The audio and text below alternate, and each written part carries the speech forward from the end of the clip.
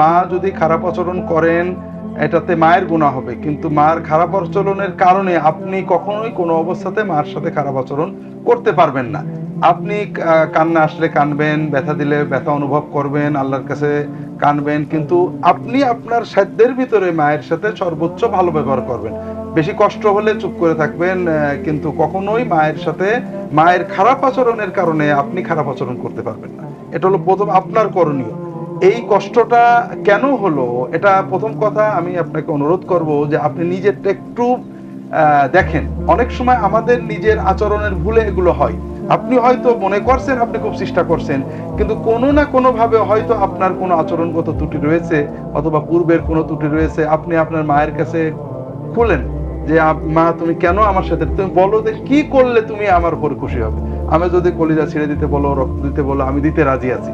আপনি চেষ্টা করেন আপনার আচরণগত ত্রুটি যদি থেকে থাকে আপনার অগোচরে এটাকে বের করে আনার জন্য আপনি চেষ্টা করেন।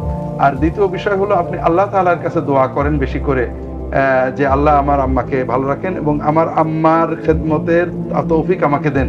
আর আম্মা যে আমার সাথে খারাপ আচরণ করে এটা দূর করে দেন।